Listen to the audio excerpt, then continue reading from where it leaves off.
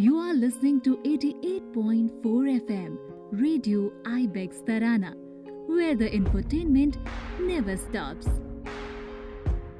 नमस्कार, आप सबका स्वागत है रेडियो आईबेक्स तराना 88.4 एफएम के कार्यक्रम में। आवाज़ ज्योतिर्मठ की कार्यक्रम आपके बीच में पहुंच रहा है। मैं हूं प्रदीप लिंगवाण और आप सबको मेरी तरफ से सादर नमस्कार। इस रेडियो स्टेशन के माध्यम से हम हर बार कोशिश करते हैं कि कई सारी चीज़ें, कई सारे अच्छे विचार आप तक पहुंचाए जाएं, खासकर वो विचार जो अन्य जगहों से और अन्य जगहों तक नहीं पहुंच पाए हैं, इस रेडियो स्टेशन के माध्यम से आप तक पहुंच पाएं, चाहे उनमें कोई सी भी बात क्यों ना हो। और इस वक्त मैं स्टूडियो में एक ख़ास शख्सियत को लेकर पहुंचा हूं, काफ़ी दूर से घूमते फिरते भटकते, क्योंकि जोशीमठ पहुंचना अपने आप में ही किसी पज़ल को ठीक करने जैसा है।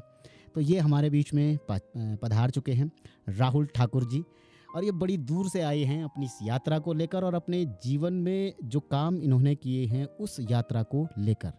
आप सबके बीच में अब मैं स्वागत करता हूं राहुल ठाकुर जी का। आपका बहुत बहुत स्वागत है रेडियो आईबेक्स में। बहुत बहुत शुक्रिया प्रदीप जी, और जितने भी लोग सुन रहे हैं श्रोतागण, सबको मेरा प्रणाम, नमस्कार। और मैं बहुत खुश हूँ कि फाइनली हम ये कर पा रहे हैं। सो प्रदीप जी, बहुत बहुत शुक्रिया आपका तहे दिल से। हम जिस यात्रा पर चल रहे हैं उसका नाम ही बहुत अच्छा लगा, क्योंकि आजकल कई सारे ऐसे इनोवेशन हैं या फाउंडेशन हैं या कई सारे ऐसे नाम हैं जो बिल्कुल अलग, ऐसा नहीं लगता कि वो यहाँ के हैं, वो कहीं और के लगते हैं। बिल्कुल। हम सात्विकी इनोवेशन फाउंडेशन पर चर्चा करेंगे, लेकिन उससे पहले हम उस शख्सियत के बारे में जानना चाहते हैं जिसने ये बनाई, जिसने ये आगे बढ़ाई और आज मुकाम पर है। तो राहुल जी, हम सबसे पहले आप ही के बारे में जानना चाहते हैं, आपकी जो जर्नी थी कहाँ से स्टार्ट हुई? बिल्कुल, मैं कोशिश करूँगा संक्षेप में बता पाऊँ। मेरा पूरा नाम राहुल ठाकुर है और मेरी जन्म स्थान मुजफ्फरपुर बिहार से है। मेरी मदर वहाँ की हैं और मेरे फादर बंगाल के हैं जी। तो पिताजी के साथ मेरी पैदाइश के बाद हम वहाँ चले गए। जो मेरी बचपन की पढ़ाई होती है वो वहाँ से हुई, modern public school, DA public school. वहाँ पे मेरी जो मेंटोर हैं, जो मुझे मार्गदर्शन करती हैं, आज भी वो बात करती है। 10वीं तक की पढ़ाई मेरी वहाँ तक की हुई, झारखंड से। और जगह का नाम अगर मैं बताऊँ तो कोडरमा झुमरी तलैया। आप झारखंड से हैं और आपने पढ़ाई? बंगाल से हूँ। पैदाइश मेरी हुई बिहार में, मुजफ्फरपुर। वहाँ से हम मूव हो गए झारखंड और झारखंड से फिर हम दिल्ली। वो एक सफ़र अलग है। मम्मी पापा बंगाल से? बिल्कुल।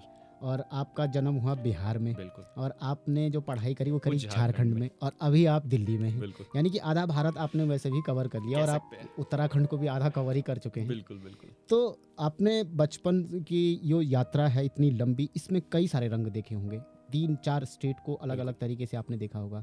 उसके बाद आपने जब ये 10th तक की पढ़ाई करी, तो उसके आगे का जो करियर है, उससे पहले की जो पढ़ाई होती है कि भाई मुझे अब ज़िंदगी में कुछ करना है, वो मोटिवेशन आपको कहाँ से मिला और आपने आगे की पढ़ाई कहाँ से करी? बिल्कुल, बहुत ही अहम सवाल है ये। देखिए, 10वीं तक की पढ़ाई जो मेरी हुई, मैंने बहुत अभाव देखा अपने जीवन में जी। पर्सनल लाइफ में, तब तो पर्सनल लाइफ थी। बहुत अभाव के बाद एक स्कूल से मुझे निकाल दिया गया था क्योंकि मैं पढ़ता लिखता नहीं था बचपन में। इंटरेस्टिंग है ये। उसके बाद जब मैं दूसरी स्कूल में किया, जिसका नाम मैंने अभी चर्चा में लाया, मॉडर्न पब्लिक स्कूल, वहाँ पे मुझे एक मेंटोर मिली, मेरी प्रिंसिपल। उन्होंने मुझे ऐसा मार्गदर्शन किया कि उस दिन के बाद से मुझे नहीं लगता कि मैंने किसी भी क्लास में 2nd या 3rd आया होगा। मतलब टैग तो नहीं कह सकता, बट हाँ, बहुत अच्छा उन्होंने मार्गदर्शन किया। मैं पूरी जिम्मेदारी उनको देता हूँ, उनकी वजह से आज मैं जो कुछ हूँ। ठीक है, तो 10वीं तक की पढ़ाई वहाँ हुई। प्रेरणा की बात करें तो सबसे पहली जो प्रेरणा है वो है अभाव। मेरे लिए मैंने बहुत अभाव देखा, उसके बाद वो मिली, तो एक वो प्रेरणा की शोध बनी मेरी, जो प्रिंसिपल हैं। 10वीं के बाद यहाँ पे मेरे दूर के रिश्तेदार रहते हैं, मिस्टर सुशील कुमार ठाकुर। उन्होंने बोला, बेटा चलो मैं तुम्हें दिल्ली लेके चलता हूँ, मैं पढ़ने में अच्छा था, तो आगे की पढ़ाई, तो मैं कुछ पर्सनल प्रॉब्लम से गुजर रहा था वहाँ, वो लेकर आए। फिर यहाँ एडमिशन कराया। 10वीं के बाद 11वीं 12वीं की पढ़ाई सरोजनी नगर में हुई, दिल्ली में। उसके बाद ग्रेजुएशन दिल्ली विश्वविद्यालय से, वेंकटेश्वर कॉलेज। और उसके बाद मैंने MBA करी, फिर मास्टर इन डेटा साइंस और 3-4 डिग्रीज करी। तो 10वीं तक की पढ़ाई झारखंड में हुई और 10वीं के बाद जो हाई स्टडीज़ होती है वो दिल्ली में हुई। इसके साथ साथ जब आपने अपने करियर में आगे बढ़ने की सोची तो क्या आपने सीधे सीधे यही सात्विक इनोवेशन फाउंडेशन से शुरुआत करी या कोई और जॉब भी पकड़ी? क्योंकि बिल्कुल आदमी स्ट्रगल के पीरियड में बहुत सारी चीज़ें ऐसी देखता और सीखता है जिनसे बिल्कुल, कि वो आगे मजबूत होता राइट है। बहुत बहुत अच्छा सवाल है आपका, और ये मैं चाहता था कि आप पूछें। तो दिल्ली जब मैं आया तो मुझे पैसों की बहुत नीड थी, क्योंकि मुझे सर्वाइव करना था, और फादर मेरे बंगाल और वहाँ रह रहे थे। जी। तो मैंने बहुत ही छोटे से जॉब, जैसे कोई जॉब छोटा बड़ा तो नहीं होता, बट एक बहुत ही सिंपल सा जॉब, ट्यूशन्स पढ़ाता था मैं। तो 200-300 रुपये महीने के मिल जाते थे, और वो वक्त मैं बात कर रहा हूँ 2006-07 के आसपास, मेरी 10वीं की जो ग्रेजुएशन 2007 के बाद। तो तब मैं 300 की पढ़ाई, फिर मुझे कंप्यूटर ऑपरेटर्स की जॉब मिली, 1000 रुपये, 1200, 2000, जितनी सैलरी मिल जाती मैं कर लेता था कि काम तो मुझे करना ही है। करते करते फिर और अच्छी जॉब्स मिली, किसी ने गाइड किया कि बेटा ये कर लो, मैंने वो कोर्स कर लिया। किसी ने बोला तुम्हारी इंग्लिश अच्छी है तो तुम कॉल सेंटर में जॉब कर लो, मैंने वहाँ करी। तो ये सब जो यात्राएं मैंने करी, मैंने अपनी ज़िंदगी में लगभग 10 से 12 कंपनियों में जॉब किया है, और आई थिंक उनका एक बहुत बड़ा योगदान रहा है मेरे अंदर, जो भी स्किल्स आए, गुण आए। और शुरुआती दौर में अभाव, क्योंकि मैंने देखा, तो मुझे ये प्रण लिया था मैंने कि जब मैं किसी लायक बन जाऊंगा तो मैं सोसाइटी के लिए कुछ करूंगा, क्योंकि मेरी ज़िंदगी किसी के काम आनी चाहिए, जी। अदरवाइज तो पेट तो सभी पाल लेते हैं। तो इस थॉट से जब 10-12 साल हो गए, और मैं बचपन से ही, जो अभी सात्विकी का नाम हम ले रहे हैं, बचपन से ही दिमाग में था, बट कैसे करना है, कहाँ करना है, कैसे होगा, ये इतना ज्ञान नहीं था। तो ये जो 10-12 साल की जॉब की जर्नी रही, इन्होंने मुझे कुछ सिखाया, बहुत कुछ सिखाया। वो सीखते सीखते फिर धीरे धीरे परतें खुली एक के बाद एक, और फिर लगा नहीं, ये वो चीज़ है जो मुझे करना है। अब इस आदमी एक बार जॉब पकड़ ले, कई बार मन में ये होता है कि भाई मैं इतनी मजबूरियों, इतनी टेंशन से गुजरा हूँ, बिल्कुल तो चुपचाप जो मेरे पास मिली है, मेरी जॉब हाँ, अच्छी है, मैं उसी में लगा रहता हूँ। बिल्कुल लेकिन आपने उससे अलग एक रास्ता अपनाया कि नहीं, मुझे कुछ अलग करना है। तो सबसे पहले और चीज़ों के बारे में जानने से पहले मैं हल्का एक इंट्रो की तरह, ये सात्विकी इनोवेशन फाउंडेशन है क्या? ओके, सात्विकी का अर्थ पहले समझ लेते हैं, और फिर उसमें काम क्या होता है ये जानते हैं। तो सात्विकी अगर आप देखोगे तो सात्विक, आप भगवत गीता की बात करें तो उसमें 3 गुण होते हैं, सात्विक, राजसिक और तामसिक। जी। तो गुण तो पता ही है, तो सात्विक की बात करते हैं। सात्विक गुण सबसे अहम परम गुण होता है, साधुओं का गुण।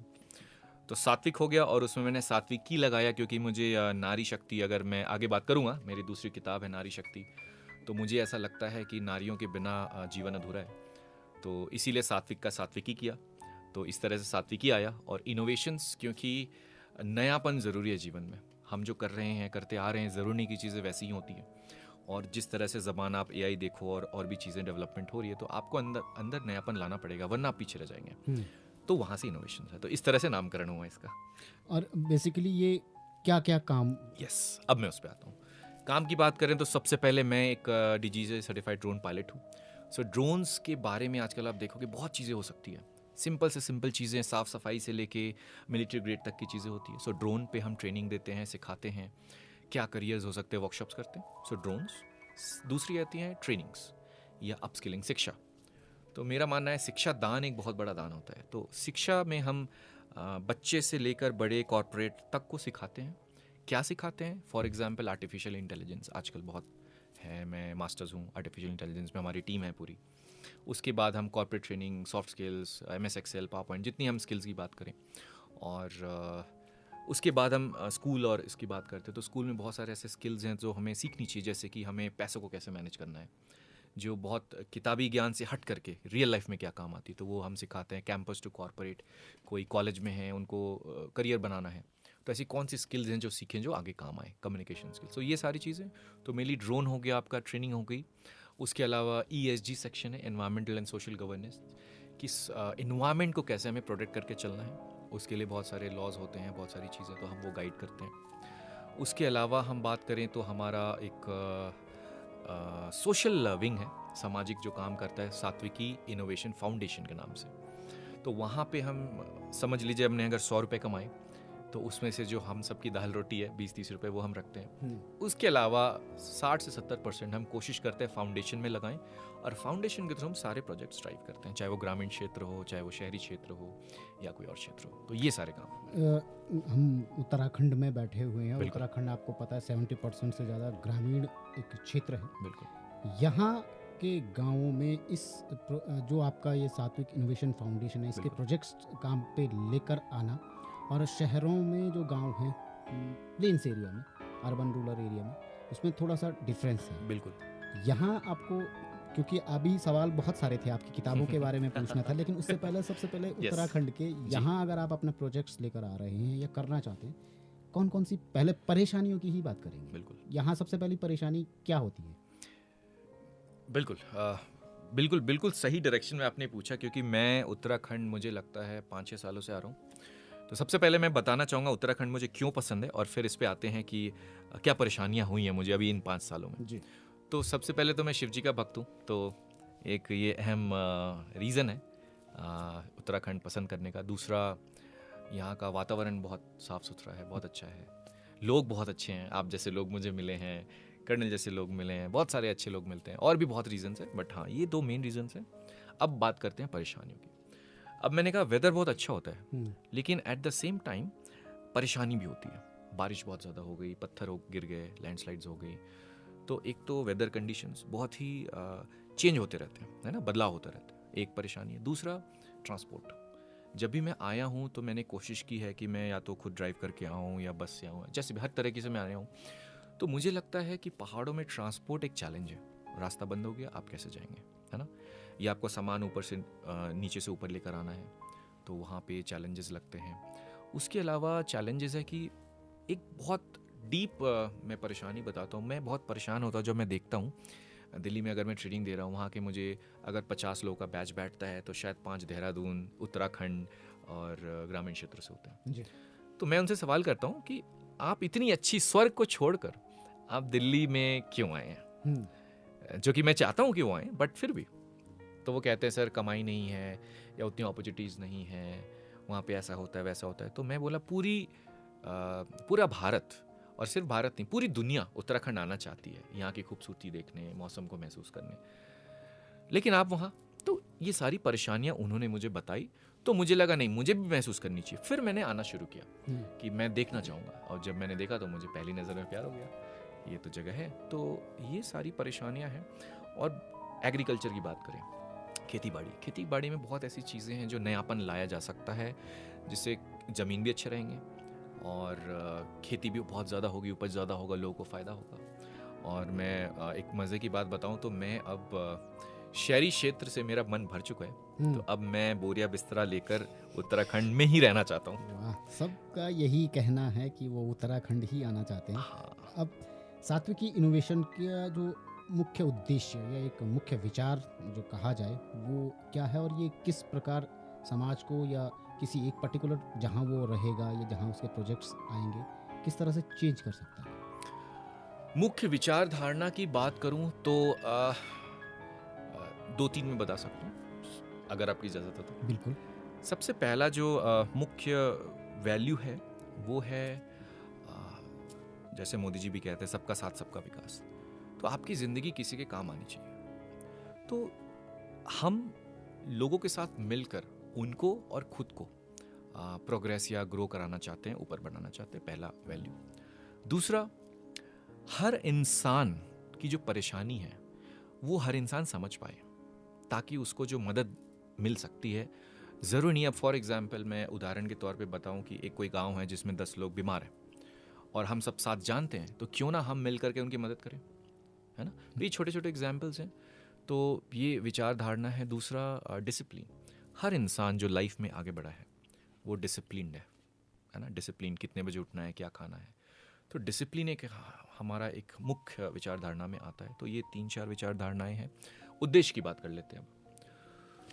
हमारा सबसे पहला उद्देश्य है कि जो शहरी क्षेत्र है जी। और जो ग्रामीण क्षेत्र है, इनके बीच जो गैप है इसको कम करना, चाहे वो शिक्षा के तौर पर हो, चाहे वो ट्रांसपोर्ट के तौर पर हो। फॉर एग्जाम्पल, नीचे से ऊपर सामान लेकर जाना है, हम ड्रोन से लेके जा सकते हैं, उससे खतरा कम है, पैसे कम लगेंगे। उसके अलावा तो ये जो डिवाइड है ना शहरी और ग्रामीण क्षेत्र का, इसमें कमी लाना, ताकि यहाँ के लोगों को वहाँ ना जाना पड़े, बल्कि वहाँ के लोग यहाँ आए, है ना, घूमने को, स्वर्ग देखने को। तो एक उद्देश्य ये है। दूसरा उद्देश्य की मैं बात करूँ, शिक्षा। क्योंकि मैंने बताया कि मेरी लाइफ में अगर कुछ जीवन में बदलाव आया है तो शिक्षा, जैसे हम हमेशा कहते हैं रोटी कपड़ा मकान चाहिए एक इंसान को जीने के लिए, बट मेरा ऐसा मानना है कि अगर आपके पास शिक्षा है तो ये तीनों चीज़ें आप हासिल कर सकते हैं। तो लोगों को शिक्षित करना एक हमारा दूसरा उद्देश्य। अब शिक्षा किसी की चीज़ के बारे में हो सकती है ना, अगर मुझे सफाई करना आता है, मुझे चाय बनाना आता है, वो भी एक शिक्षा है। तो हर तरह की शिक्षा, चाहे वो किताबी ज्ञान हो, चाहे वो बातचीत करने का तरीका हो, ये भी एक शिक्षा है। एक सवाल ऐसे ही मन में आया, बिल्कुल। इन चीज़ों को जानकर एक चीज़ याद आती है। हिमाचल में जब सेब का तुड़ाई होती है तो बिल्कुल। उसके बाद उसको ड्रोन के थ्रू, या कश्मीर में ये सारी चीज़ें मैंने देखी हैं कि लोग, जो वहाँ का लोकल फार्मर है, वो उन चीज़ों को लेकर मंडी तक पहुँचा रहा है ड्रोन के थ्रू। बिल्कुल। और ये पीएम ने भी कहा है। यस। ये एक टिपिकल एरिया है उत्तराखंड, उसमें अभी भी जो परंपरागत के ट्रक में भरा, बिल्कुल। फिर वो मेन मार्केट में गया। यहाँ अगर ये चीज़ें करनी होंगी तो उन चीज़ों के लिए मैन पावर भी लगेगी। बिल्कुल।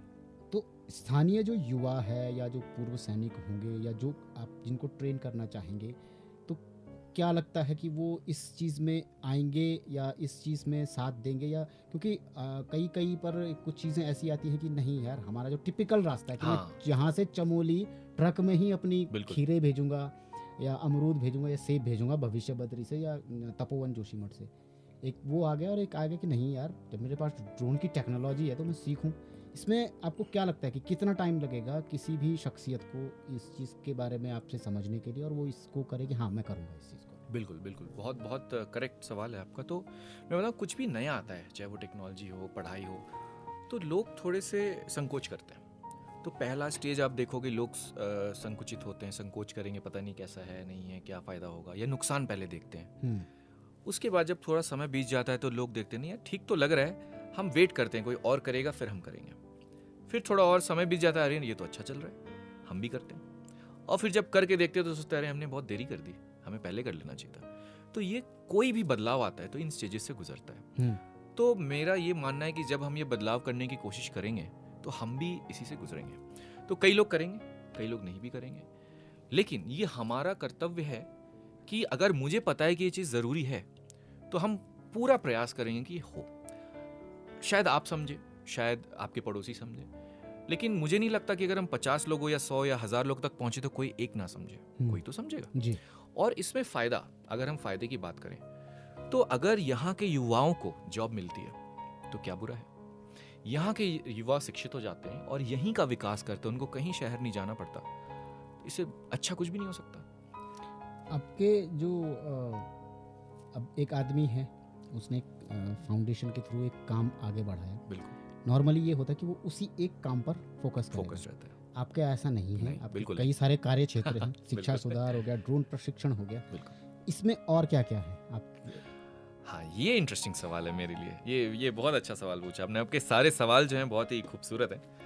तो दो तो सेंट्रल है, ड्रोन हो गया और आपका शिक्षा हो गया। इसके अलावा मैं बताऊं तो हम एक नाम देते हैं पेट प्रोजेक्ट्स। जैसे फॉर एग्जांपल हमें लगता है कि इस क्षेत्र में बीमारियां ज़्यादा होती हैं, तो हम सर्वे करते हैं कि वहाँ के केमिकल कंपोजिशन खराब तो नहीं है जी। ये मैं पेट प्रोजेक्ट्स बता रहा हूँ। और हमने अपने आप को बांधा नहीं है कि हम सिर्फ ये 2 काम करेंगे। 2 हमारे प्राइमरी मुख्य काम रहेंगे। उसके अलावा जो भी, अगर मैं एक वर्ड में संक्षेप में बताऊं तो कोई भी परेशानी है उसको हमें सॉल्व करना है। अब वो परेशानी हेल्थ से हो, परेशानी ग्रामीण क्षेत्र से हो, रोड से हो, कुछ भी हो।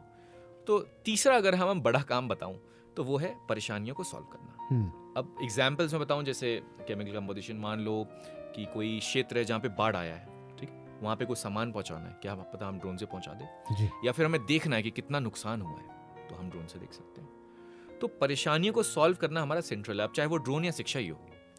तो सर्विसेज, मुझे ये समझ में आया कि हम सर्विसेज की बात कर रहे हैं, राइट। तो ड्रोन, ट्रेनिंग, परेशानियों को सॉल्व करना, ESG, environmental and social governance, ये नया कॉन्सेप्ट है कि कार्बन फुटप्रिंट्स आपने सुना होगा कि गाड़ियाँ चलती हैं तो धुआं होता है, उसको कम कैसे करना है, ये हो गया। ESG की ट्रेनिंग्स हो गई।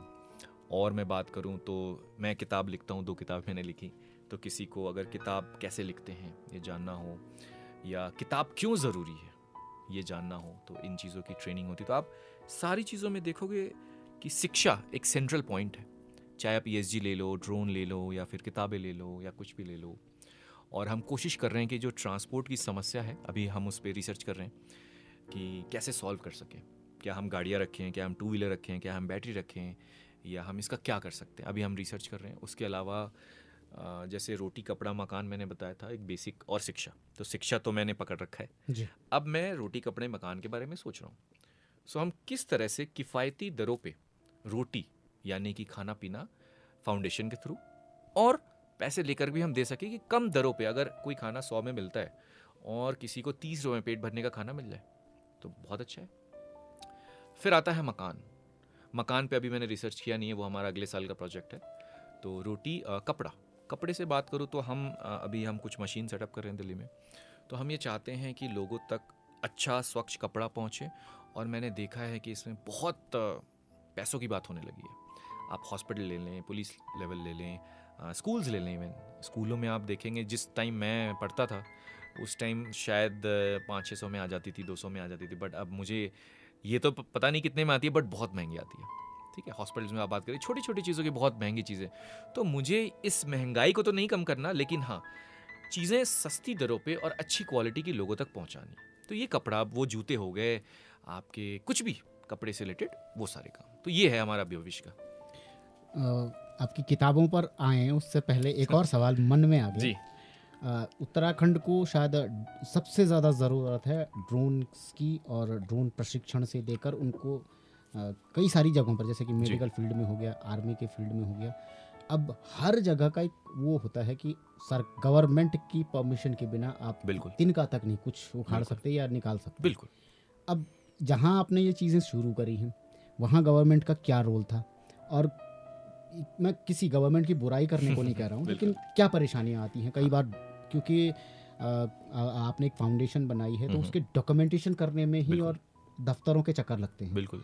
तो जहाँ जहाँ आपने किया है या जहाँ जहाँ आपने ये फाउंडेशन के थ्रू गए हैं और वहाँ पर आपने अपना काम स्टैब्लिश कर दिया है, वहाँ आपको किन परेशानियों का सामना करना पड़ा? और ये प्रोजेक्ट्स जो आप बात कर रहे हैं, चाहे वो उसमें ड्रोन की बात करें, अगर मैं मुख्य तौर पर हाँ, हाँ। ड्रोन की ही बात करूं, क्योंकि उत्तराखंड में सबसे ज़्यादा ज़रूरी वही है। बिल्कुल। आपने बरसात के मौसम में देखा, नीचे से लेकर ऊपर तक सड़कें टूटी हुई हैं। बिल्कुल। इस दौरान ड्रोन्स की ही सबसे ज़्यादा हमें ज़रूरत पड़ सकती है। तो हमारी गवर्नमेंट इसमें आपकी कैसे हेल्प कर सकती है, और कितना आप ये लगता है आपको कि जल्दी गवर्नमेंट मानेगी और आपको ये काम करने देगी कि हाँ भाई आप कुछ नया कर रहे हैं, उत्तराखंड में नवाचार कर रहे हैं, तो आप कर सकते हैं? बिल्कुल। इससे मैं एक एग्जांपल से समझाता हूँ आपको। आपने आतंकवादियों, वैसे ये अच्छा एग्जांपल नहीं, बट फिर भी मैं समझाऊंगा क्योंकि ये ज़रूरी है। आपने आतंकवादियों को सुना होगा कि उनको मोटिवेट कर दिया जाता है, वो जान देकर किसी के नुकसान करते हैं, है ना? सुना होगा।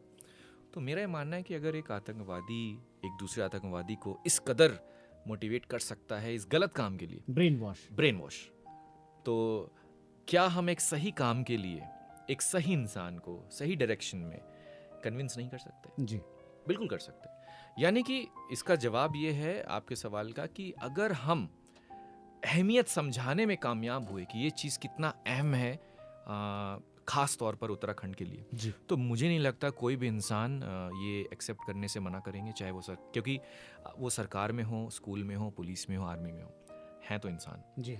और अगर एक इंसान को चीज़ें समझ में आ जाती है तो वो दुनिया बदल सकता है। तो फिर क्या सरकार, क्या हम, और क्या आप। तो अहमियत समझाने की परेशानी, और वो परेशानी मेरी खुद की है और हमारी खुद की है। जिस वक्त हमने परेशानी समझा दिया और वो समझ गए, बस बात वहीं पे खत्म हो जाती है। फिर हम चीज़ें, तो परेशानी आती है, मैं ऐसा नहीं कहूँगा बहुत स्मूथ होता है। दिल्ली में भी हमने जब स्टैब्लिश किया, प्रोजेक्ट्स किए, बहुत लोग मना करते हैं, समझते नहीं हैं, लेकिन हमें पता है कि ये ज़रूरी है। तो हम ज़बरदस्ती तो नहीं करते, बट हम पूरी कोशिश करते हैं कि हम समझा पाएंगे क्यों ज़रूरी है। अब जैसे कई बार बोलते नहीं जी हमारे पास पैसे नहीं है, कोई बात नहीं, हम पैसे देते हैं, लेकिन आप इसको करो। कई बार बोलते हैं नहीं जी हमारे पास बच्चे तो गरीब आते हैं, जैसे अगर हम ग्रामीण क्षेत्रों के स्कूल्स की बात करें, हम ये करना चाहते हैं, अब कुछ भी करने में पैसे लगते हैं जी, तो बोलते नहीं जी आते तो गरीब बच्चे में, कोई बात नहीं, हम पैसे देते हैं, लेकिन आप पढ़ाओ इनको। पैसे की वजह से किसी की शिक्षा नहीं रुकनी चाहिए या फिर डेवलपमेंट नहीं रुकनी चाहिए। तो चैलेंजेस नो डाउट बहुत आते हैं और आते रहेंगे, और जब भी कोई नया काम या कुछ अलग हटके करने की कोशिश करते हैं तो चैलेंजेस आएंगे, और वही परेशानियां आपको मजबूत बनाएंगी। और अब जैसे कहा कि यहाँ की परेशानियां ड्रोन सॉल्व कर सकती हैं। जब मैं यहाँ रहना शुरू करूँगा, और मैंने काफ़ी रिसर्च किया है, तो और भी परेशानियां मुझे मिली हैं जो शायद मैंने महसूस नहीं की थी। उन परेशानियों से उलझना, उसको सॉल्व करना शायद सरकार, आर्मी, पुलिस, स्कूल्स, गुरुद्वारा सब मिलकर के हमें, और हम अगर मिलकर के यहाँ की ग्रोथ के बारे में सोचेंगे और करना शुरू करेंगे तो आई थिंक ये पूरे इंडिया का, पूरे भारत का एक बहुत ही अहम, अभी भी है बट और भी ज़्यादा होगा, पूरे भारत का एक अहम हिस्सा। इस प्रोजेक्ट्स में अगर कोई जुड़ना चाहता है, क्योंकि उत्तराखंड में कई सारे युवा ऐसे हैं जो बिल्कुल यहाँ से बाहर नहीं जाना चाहते। आपने बिल्कुल। कहा कि भाई कई सारे आपने दिल्ली में देखे कि अरे यहाँ क्यों आए हो, बिल्कुल अब वो यहाँ जुड़ना चाहते हैं, या कोई रिटायर फौजी है, अब अग्निवीर आ चुके हैं तो 4 साल के हाँ, उसके बाद वो वापस आ जाएंगे। हाँ खाली रहेगा, या बिल्कुल। हो सकता है कि वो ना दोबारा ना जा पाए। हम्म। अब वो आपसे जुड़ना चाहता है, बिल्कुल तो वो क्या चूज़ करेगा, कैसे? क्योंकि उसको सिर्फ एक, अब वो सोच आपकी है कि भाई मैं दुनिया का भी भला करूंगा तब मेरा भला होगा, बिल्कुल लेकिन मेरा नहीं है वो सोचना। हर एक का अलग अलग अलग अलग सोच thought है। process बिल्कुल है। बिल्कुल तो वो आपके साथ में जुड़कर व्यावसायिक रूप में भी उस चीज़ को अपनाना चाहता है और व्यक्तिगत रूप में भी उसको अपनाना चाहता है, और अपने गांव या आसपास का जो एरिया है उसको भी ठीक करना चाहता है, तो वो कैसे जुड़े? ओके। सो इसका सबसे सबसे साधारण तरीका है हमारी वेबसाइट। आप जब वेबसाइट पर जाएंगे, मैं अभी बताता हूँ, तो आपको सारी जानकारी वहाँ मिलेगी। उस वेबसाइट पे हमारा नंबर होता है, एड्रेस होता है। आप कहेंगे तो मैं उनसे मिलने चला जाऊँगा, वो चाहें तो वो मुझसे मिलने आ जाएं हमारी टीम से।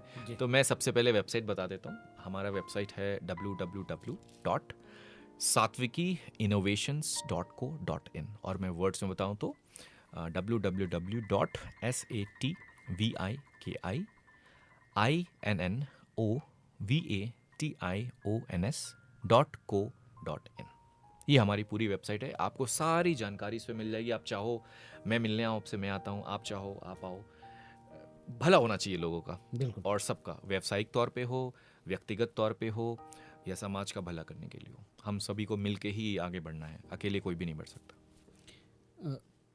आप उस क्षेत्र में हैं जो निरंतर इवॉल्व करता है, बिल्कुल मतलब टेक्नोलॉजी के मामले में अगर देखा जाए, और हमेशा वो आगे, आज कुछ और है, कल उसका 4.5 वर्जन आएगा, परसों 4.6 वर्जन आ जाएगा। बिल्कुल यही चीज़ एआई के साथ में भी है। बिल्कुल और आपने इन दोनों के चीज़ों को के साथ में काम किया है। आज की यंग जनरेशन के साथ में एक टिपिकल तरीके से हम उनको ना शिक्षित कर पा सकते हैं, क्योंकि एआई और टेक्नोलॉजी और ड्रोन चाहे कुछ भी हो, वो अब उनको चाहिए ही चाहिए। बिल्कुल। आने वाले टाइम में क्या टीचर को एआई रिप्लेस कर देगा आपके हिसाब से? क्योंकि ये कई सारे लोग कई सारे विचार लेकर जी, चलते हैं। बहुत बहुत मैं भी सुन रहा हूँ ऐसा। क्योंकि इसमें सिर्फ एआई ये काम नहीं कर सकता जो मैं कर रहा हूँ अभी। बिल्कुल हाँ, वो फीड करके बता सकता है कि मैं अगला क्वेश्चन क्या करूँगा, लेकिन एआई को सिर्फ वही कि जो क्वेश्चन मुझे पूछे गए हैं या बताए गए हैं मैं वही पूछूंगा। लेकिन कई और जगहों पर कई सारे लोग इस चीज़ के लेकर डरते हैं कि अरे यार, अगर इस चीज़ को मैं यहाँ लेकर आ गया, ये इस प्रोजेक्ट में मैंने हाथ डाल दिया, कल को जो मेरे साथ 4 बंदे काम कर रहे हैं उन्हीं की नौकरी खा जाएगा। क्योंकि अगर एआई के बारे में ही बात की जाए तो वो अभी सबसे ज़्यादा हावी इस चीज़ पर नहीं है कि वो दूसरे देश पर हमला कर देगा अपने आप ही या कब्जा कर देगा। सबसे बड़ी प्रॉब्लम एआई के साथ में सब ने यही कहा है, वो डर है, नई टेक्नोलॉजी है इसलिए कि वो जॉब खाएगा। आपको क्या लगता है? बहुत, आई थिंक ये इस पॉडकास्ट का सबसे इंटरेस्टिंग सवाल है मेरे लिए। ठीक है, तो मैं सबसे पहले आपको बताऊं एआई का फुल फॉर्म क्या होता है वैसे? Artificial intelligence. हाँ, और मैं उसको अपनी ज़बान में कहता हूँ असली इंटेलिजेंस। अच्छा। और क्यों कहता हूँ मैं समझाता हूँ क्यों। क्योंकि अगर आप सोचें कि एआई क्यों या कैसे बना और ये कब का कॉन्सेप्ट है, 1960 से चला आ रहा है। जी। ठीक है, ये क्या था? सिंपल एक प्रोजेक्ट था कॉलेज का, किसी ने सबमिट किया, जैसे हम प्रोजेक्ट्स बनाते हैं, वो किसी को अच्छा लगा, उसके बाद गवर्नमेंट ने फंड नहीं किया तो 30-40 साल वो वैसे ही रहा। उसके बाद ज़माने के साथ वो आया। अब असली इंटेलिजेंस क्यों, अब ये क्यों इतना पावरफुल है? पहली बात, क्योंकि ये ह्यूमन ब्रेन को, इंसान का जो दिमाग है उसको मिमिक करता है, कॉपी करता है। हमारे न्यूरल नेटवर्क्स होते हैं, हम डिटेल में नहीं जाएंगे बट सिंपल तौर में बताऊं तो उसकी कॉपी करता है, इसीलिए इतना पावरफुल। और ये करता क्या है, हम इसमें इंफॉर्मेशन डाल देते हैं। आप इसको एक समंदर समझ लो, आपको समंदर से एक बाल्टी निकालना है, हम बाल्टी ले जाते हैं, और बाल्टी क्या है यहाँ पे? प्रॉम्प्ट्स है, जो हम अपनी भाषा में कहते हैं। आपने वो सही बाल्टी चुना, अगर बाल्टी में लीक हुए, प्रॉम्प्ट्स अच्छे नहीं हुए तो आपका रिजल्ट अच्छा नहीं आएगा। जी। अगर बाल्टी अच्छी हुई, आप समंदर में जाओगे, पानी निकाल लोगे। तो एआई क्या है? एक समंदर है इन्फॉर्मेशन का। वो इन्फॉर्मेशन आया कहाँ से? वो भी तो इंसान नहीं डाला, आपने और मैंने ही डाला, जी। और जो हमारे इंजीनियर्स उन्होंने डाला। तो एआई का अपना कुछ नहीं है, ओरिजिनल एग्जिस्टेंस नहीं है। उसकी एग्जिस्टेंस इंसान की वजह से है और इंसान को सर्व करने के लिए। तो अगर ये सवाल मैं आपका लूँ कि क्या ये रिप्लेस कर देगा, बिल्कुल भी नहीं। वो मदद करने के लिए है और आप मदद ले सकते। अभी आपने न्यूज़ सुना होगा, टीसीएस ने शायद 12,000 एम्प्लॉयज़ को फायर किया और रीज़न क्या था? एआई। मैं कहूँगा रीज़न हम थे। क्यों? अगर मैं खुद को अपग्रेड नहीं करूँगा जी, तो बिल्कुल मैं पीछे जाऊँगा। अगर मैं कंप्यूटर चलाना ना सीखूँ तो क्या कर सकता हूँ मैं आज की डेट में, जब कंप्यूटर आया था, ठीक है? अभी हम बात करें, फॉर एग्जांपल ये इस माइक पे हो रहा है, अगर मुझे ये ना आए कि ये कैसे सेट करते हैं तो ये तो मेरी कमी हुई ना। जी, तो अगर एआई आया है तो ये हमारा फ़र्ज़ है कि हम सीखें। इंटरनेट भी आया था 2000 में, 1998 में। हम सोचते थे दुनिया ऐसी हो जाएगी, वैसी हो जाएगी, हमने सीखा। फिर एक्सेल हर चीज़ तो नई आएगी ना। गाड़ी आई, डीजल इंजन आई, अब ईवी आ रही है, तो नयापन आएगा। ये हमारा फ़र्ज़ है उसको सीखना। तो एआई कभी भी किसी को रिप्लेस नहीं करेगा। आज मैं खुद एआई यूज़ करता हूँ, तो फॉर एग्जांपल मुझे पावर पॉइंट बनाना होता है अपने ऑफिस के लिए, अपने काम के लिए। पहले शायद मैं रिसर्च करता था, 6-7 घंटे लगते थे एक अच्छा पावर पॉइंट बनाने में, या 2 घंटे। अब मैं सिर्फ एक अच्छा सा प्रॉम्प्ट देता हूँ और मुझे हंसी भी आती है। मुश्किल से 15 से 20 सेकंड में वो काम करके देता है जो मैं खुद 6 घंटे में करता था, है ना? तो इसमें उसकी पावर तो है ही, लेकिन जिसने इंफॉर्मेशन दिया, जिसने प्रॉम्प्ट दिया, उसकी काबिलियत भी है। तो एआई खुद में इतना पावरफुल नहीं है। ये बनाया भी इंसान ने है, इंफॉर्मेशन भी इंसान ने दिया है और इसको इस्तेमाल भी इंसान करेगा। तो एआई से किसी को कोई खतरा नहीं है, ये दिमाग से हमें निकाल देना चाहिए। हमें सिर्फ एक बात पे ध्यान देना है कि हम इसको कैसे रोज़मर्रा की ज़िंदगी में इस्तेमाल करें। फॉर एग्जांपल मैं अभी का बताता हूँ। मैं जब दिल्ली से यहाँ का प्लान कर रहा था तो मुझे इटनरी बनाना था कि किस दिन कहाँ जाऊँ, क्या है आसपास, कितना किलोमीटर, कितने पैसे लगेंगे। मुझे वो करने में कम से कम आधे घंटे लगते। इसने शायद 15-20 सेकंड लिया होगा, मुझे पूरा इटनरी बना के दे दिया। इस दिन आपको यहाँ जाना, इतने बजे, ये जो पॉडकास्ट है इतने बजे आपको पहुँचना है, यहाँ पे लोकेशन है। सोची, आपका समय बचता है, आप उस समय को और अच्छी जगह लगा सकते हो। तो एआई से खतरा बिल्कुल भी नहीं है, आपको बस एआई सीखना है। हाँ, वो अगर कितना भी पावरफुल हो जाए, वो मुर्गा तो नहीं बना पाएगा बिल्कुल। किसी को कि भाई तूने होमवर्क नहीं किया, बिल्कुल नहीं मुर्गा बना सकता, क्योंकि उसको इंसान ने जन्म दिया है, उसको इस्तेमाल भी इंसान करेगा। बिल्कुल। ये अब ये टेक्नोलॉजी वाले सवालों से इतर अगर वो सवाल पूछा जाए जिस पर कि मैं कई बार कोशिश कर चुका हूँ, लेकिन तब तक मेरे मन में दूसरा सवाल। बिल्कुल आपने किताबें लिखी हैं जी। उनके बारे में जानना चाहता हूँ। जी, इसकी शुरुआत कैसे मैं बताता हूँ जी जब मैंने बात करी कि मेरी मेंटोर थी संगीता शर्मा जी, जी उन्होंने मेरे बचपन में एक आदत डलवा दी थी, न्यूज़पेपर पढ़ना। हर दिन अगर मैं न्यूज़पेपर ना पढूं तो मुझे बेचैनी सी होनी, जैसे पानी पीते ना वैसा इतनी ज़रूरी हो गई है अब। तो उस टाइम से आदत लगी, तो मैं पढ़ता बहुत था। रीडिंग कहते हैं good reader is a good leader English में, तो पढ़ता था। फिर धीरे धीरे किताबों में इंटरेस्ट आया मेरा, बहुत पढ़ता था। पढ़ते पढ़ते पढ़ते मैं सुबह जल्दी उठ जाता हूँ 4-5 बजे, तो मैं वॉक पे जाता हूँ। तो हर दिन जो सुबह होता था तो मैं लिखता था। फिर जब मैंने कुछ टाइम के बाद पढ़ाई करते करते अपनी नोट्स पढ़े तो मुझे ये तो बहुत अच्छा लिखा है मैंने मुझे खुद खुशी हुई। फिर मैंने सोचा क्यों ना ये सारी चीज़ें, और मेरे पास बहुत सारा मटेरियल दिमाग में भर गया था पढ़ाते पढ़ाते पढ़ते पढ़ते, तो मुझे लगा नहीं, इसको दिमाग को हम कागज़ों पे उतारते हैं जी ताकि जो मैंने सीखा है क्यों ना लोग भी सीखें। जो मैंने दूसरों से सीखा फ़ायदा हुआ, क्योंकि अगर आप हर चीज़ खुद से सीखेंगे तो आपकी ज़िंदगी कम पड़ेगी। या कहते हैं कि गलतियों से इंसान सीखता है, तो हर चीज़ आप गलती करके सीखेंगे तब तो ज़िंदगी कम पड़ जाएगी आपकी। तो दूसरे एक्सपीरियंस से सीखना मुझे उन्होंने सिखाया।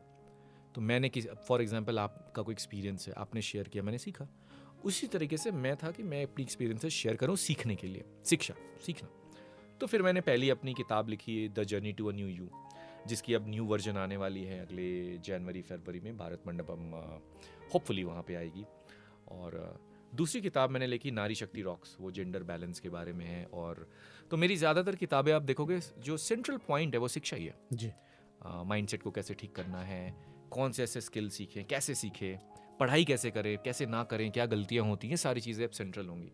नारी शक्ति की बात करें तो जेंडर इम्बैलेंस, क्या अच्छा है क्या बुरा है, बहुत से हंसी मजाक भी, आप जो भी किताब पढ़ेंगे उसमें बहुत हंसी मजाक भी मिलेगा आपको, आप बोर नहीं होंगे बेसिकली।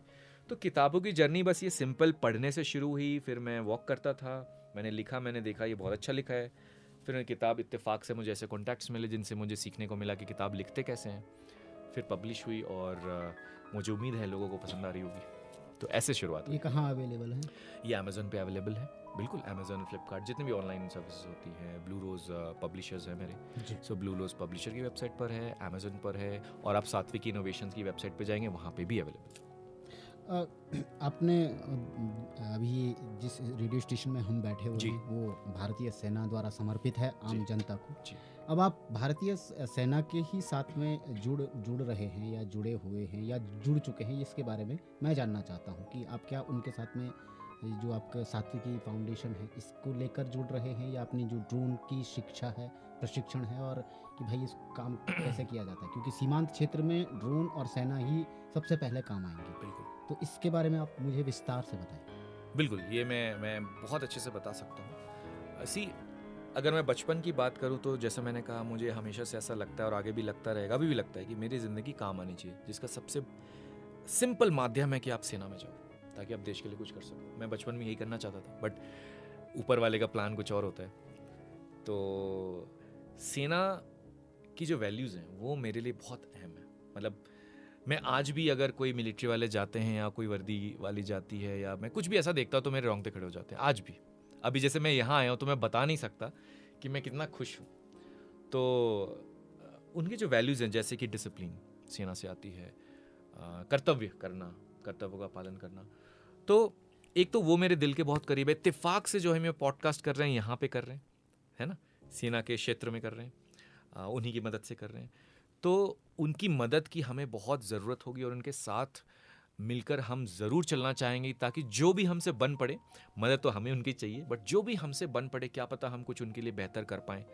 चाहे वो कपड़े हों, बुलेट प्रूफ्स हों, या फिर ड्रोन्स हों, सिखाना हो, या बच्चों की तैयारी करनी है ताकि वो सेना में आए, कुछ भी, मतलब हम जानेंगे, रिसर्च करेंगे इस पर क्या हो सकता है। बट हाँ, उनकी हमें बहुत ज़रूरत होगी, और हम कोशिश पूरी करेंगे कि हम उनके साथ मिल कर के ग्रामीण क्षेत्र का विकास कर पाएँ। इस सीमांत क्षेत्र में आपने कहा कि हमें ड्रोन की बहुत ज़्यादा ज़रूरत है, और सेना की भी हमें बहुत ज़्यादा ज़रूरत है। तो यहाँ दो तरीके का उत्तराखंड है। एक शहरी उत्तराखंड जी, जो गांव से ही शहर की तरफ गया है। अब जो सीखने वाला है, या जिसको ये यंग जनरेशन है जिसको जी। सीखना चाहिए, वो शहर में है, जी, लेकिन काम आएगा वो गांव में। गांव में, बिल्कुल। प्रॉब्लम ये है कि हमें अगर एक ही प्रोजेक्ट को बनाना है, कि एक तो सीमांत क्षेत्र का आदमी है उसको भी सिखाना है, और जिसने ये काम शुरू करना है या जिसने इस काम को आगे बढ़ाना है वो शहर में बसा हुआ है। इन दो को एक जगह पर कैसे लाया जा सकता है? जी, ये सबसे बड़ा हमारा भी अभी तक का चैलेंज है, जिसका सोल्यूशन, समाधान मुझे लगता है हमने निकाल लिया है। तो अब जैसे मैं खुद यहाँ आ गया या हमारी टीम आ गई, जी। तो अगर ग्रामीण क्षेत्रों में सिखाना है, या तो हम व्यवस्था ही वहाँ लेके जाएं कि वहीं पे व्यवस्था कर दी हमने, ठीक है, और जो शहर वाले हैं उनकी व्यवस्था वहाँ करी, और इन दोनों का इंटरचेंज करें। ग्रामीण क्षेत्र को सिखाना है, इनको हमने कुछ ऐसा प्रोजेक्ट बनाया, वहाँ ले गए और उनको यहाँ लेके आए, ताकि शहरी लोगों को पता चले यहाँ पे क्या ज़रूरत है, यहाँ पता चले कि वहाँ क्या चल रहा है, और ये नॉलेज एक्सचेंज करें। तो हम इनको व्यवस्था तक ना ले जा करके व्यवस्था ही इन तक पहुँचा देने की कोशिश करेंगे और कर रहे हैं। और जब ये व्यवस्थित हो जाता है तो दोनों का जो, जैसे मान लीजिए 10 लोग यहाँ हैं, 10 लोग ग्रामीण क्षेत्र में हैं, तो ये 10 यहाँ आए, ये 10 यहाँ गए, आपस में बातचीत करी और सीखा कि शहर में कैसे काम होता है, सीखा कि ग्रामीण क्षेत्र में कैसे काम होता है, और जिसका जहाँ मन लग गया वो वहाँ पे काम करे, वो आज़ाद है। उत्तराखंड में आपने कहा मैं उत्तराखंड में ही रहना चाहता हूँ, यहीं आना चाहता हूँ जी, और यहीं मैं काम करना चाहता हूँ। अभी दो सवाल हैं जी। पहला ये कि क्या आपका भी कोई प्रोजेक्ट उत्तराखंड में चल रहा है कि नहीं?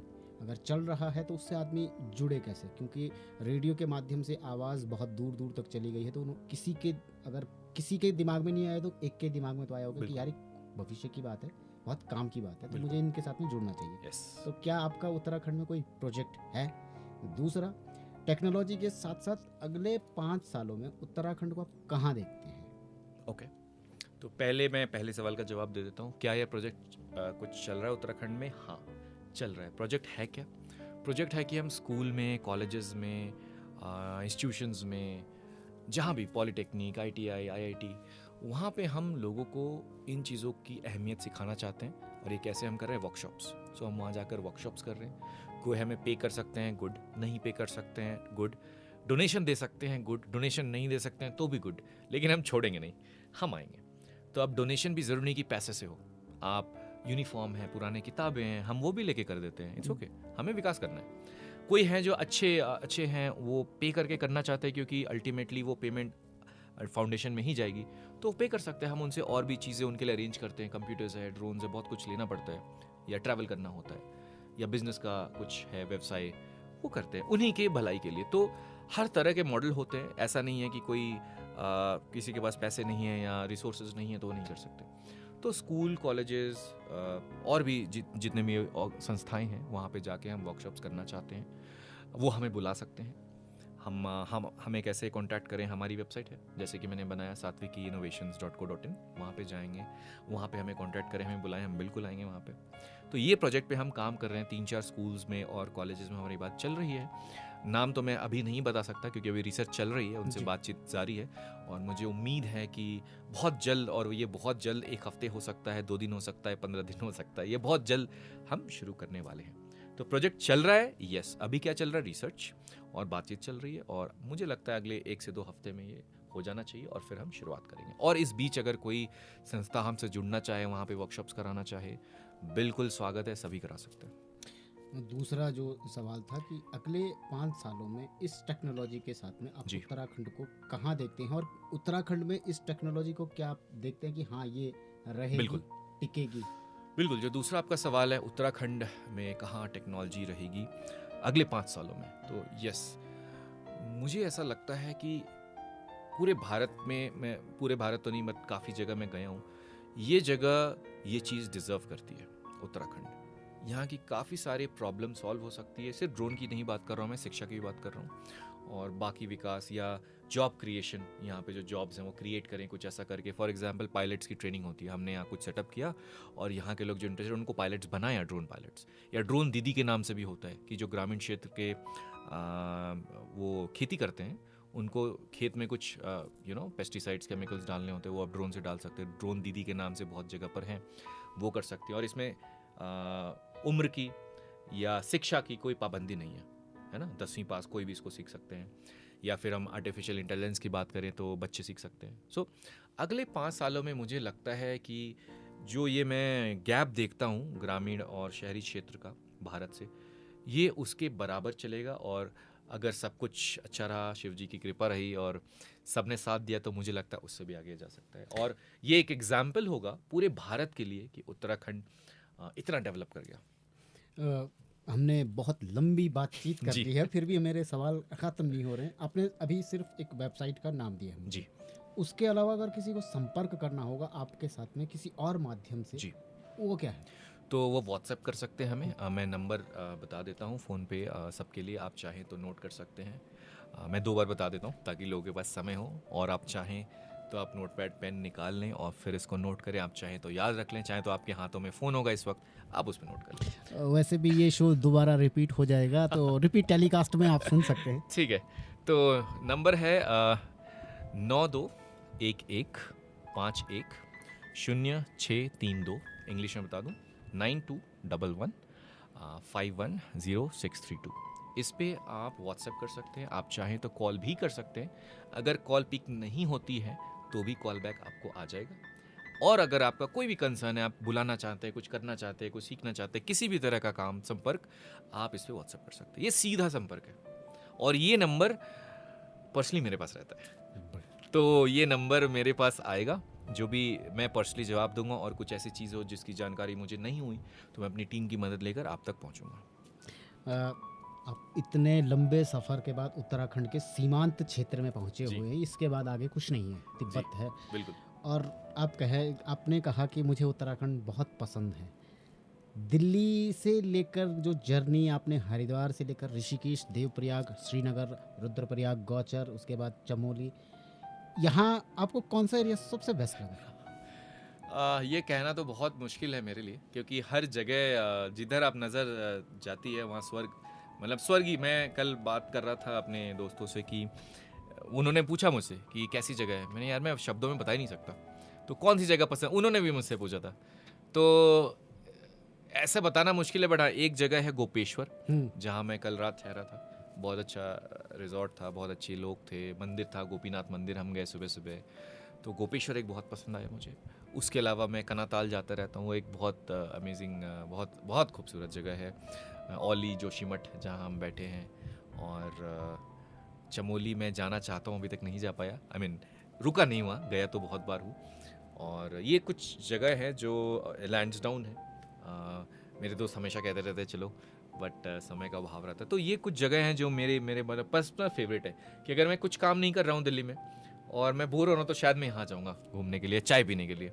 तो ये जगहें हैं गोपेश्वर, कनाताल, जोशीमठ, औली, लैंड्सडाउन, ये मुझे बहुत बहुत पसंद है। इस रेडियो स्टेशन को सेना ने आम जनता को समर्पित किया, और हम टिपिकल जो अन्य रेडियो स्टेशन जी। है उनकी तरह नहीं कर सकते हैं बातचीत, या कई सारे लोगों को ये लगता है कि रेडियो सिर्फ मुर्गा बनाना या जी, जी, जी। इन चीज़ों में काम आता है, बिल्कुल, लेकिन बिल्कुल। हमारा उद्देश्य ये नहीं है। जी, सीमांत क्षेत्र में है तो सीमांत क्षेत्र के लोगों के काम हम पहले आए। बिल्कुल कम्युनिटी रेडियो स्टेशन की जो गाइडलाइंस है, बिल्कुल। अब बहुत लंबी बातचीत हमने कर ली है, फिर भी मैं एक और सवाल आपसे करना चाहूँगा। हमारे श्रोताओं को, या जो यंग जनरेशन है जो टेक्नोलॉजी के फील्ड में काम करना चाहती है, या ड्रोन एआई के साथ साथ अन्य जो पढ़ाई है, क्योंकि 3D एनिमेशन भी जी। एक अलग तरीके का वो फॉर्म है जिसमें कि वो अपना करियर बनाना चाहता है, बिल्कुल उनके लिए क्या संदेश देना चाहेंगे? उनके लिए संदेश मैं 2-3 पॉइंटर्स में दे सकता हूँ कि जी। देखिए, हमें समय के साथ चलना चाहिए, और बदलाव या नयापन को हमेशा ध्यान में रखें, मद्देनजर। जी। पहला सबक, या अगर मैं कुछ बताना चाहूँ। दूसरा, डिसिप्लिन, जो मैंने बात करी थी। आपकी लाइफ में अगर अनुशासन नहीं है तो आप कितनी भी मेहनत कर लें, बहुत मुश्किल है आगे बढ़ना। लेकिन अनुशासन अगर है, आप कोई भी चैंपियन, सक्सेसफुल इंसान उठा के देख लो, हर चैंपियन अनुशासन का प्रोडक्ट है। ठीक है, तो अनुशासन। तीसरा है शिक्षा। अगर आपकी ज़िंदगी में शिक्षा, और शिक्षा का मतलब कभी ये नहीं होता कि कागज़ के टुकड़े या फिर ये डिग्री या वो डिग्री, मेरे हिसाब से वो नहीं होता।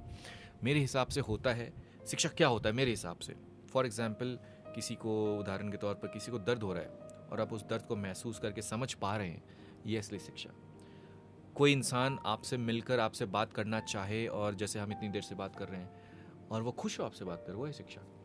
तो शिक्षा सिर्फ डिग्रीज में नहीं है। और अगर हम टेक्निकली की बात करें, जैसे 3D एनिमेशन की आपने बात करी या कोई और, तो उनके लिए ये है कि आपको पूरी दुनिया में क्या चल रहा है, you have to be aware. आपको जागरूकता रहनी है हर वक्त कि पूरी दुनिया में चल क्या रहा है। वो उसके कई माध्यम है, आजकल तो फ़ोन है, ऑनलाइन मीडियम्स है, बट सबसे अच्छा मुझे लगता है कि आपको अखबार पढ़ना चाहिए, हर दिन पढ़ना चाहिए। चाहे आप 10 मिनट पढ़ें, 2 घंटे पढ़ें, आपको पढ़ना चाहिए। आपको पता रहेगा दुनिया में क्या चल रहा है, तभी तो आप अपने आप को उस लायक बना पाएंगे।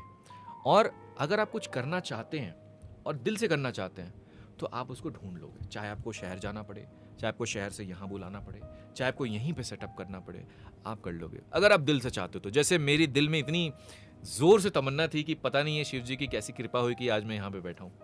तो वही, अगर आप दिल से कुछ करना चाहते हो तो आप कर सकते हो, बशर्ते आप अपने आप को अवेयर रखो, जागरूक रखो कि दुनिया में, अगर आप 3D की बात करें, एनिमेशन की, तो वो क्या चल रहा है उसमें, क्या नया आ रहा है, क्या सीखना है उसमें। मैं अभी मान लो 10वीं पास हो, तो मैं अभी ऐसा क्या करूं, एक मैं सवाल उनको दे देता हूं।